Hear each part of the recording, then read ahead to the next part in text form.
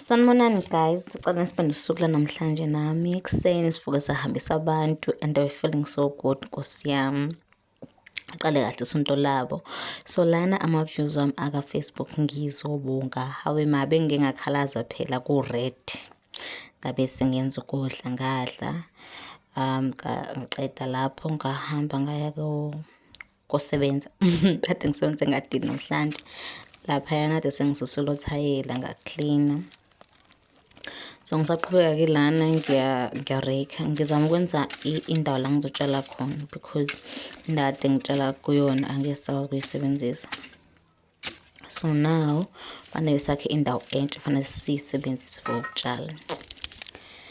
So guys, mina angifuni ukuhlulwa into nkosami laphayana nje kade ngihlulwa yenye into nje engafuni ukusuka phansi ngathi nje angeke aneva ngihlulwe yona.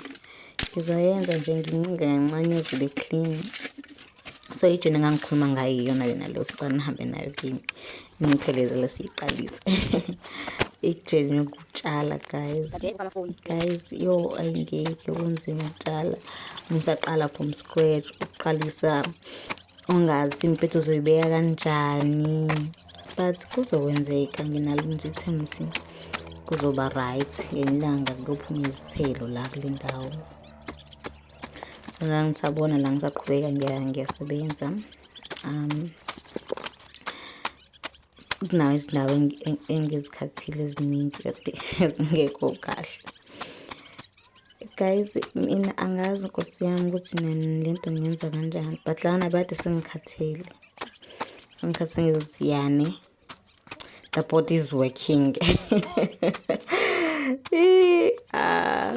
Kuba mdala shame. So lana kade sengiqedile sengireke even nokureka kade ngisebenzela ngakhona. So lana kade sengiya emithingeni crash into encane ngabuya ngasinika kancane. If ubuke wazi uzofika lana ngiyabonga ningakhohlwa we still do ama online application as well as nama CV. Thank you. Bye.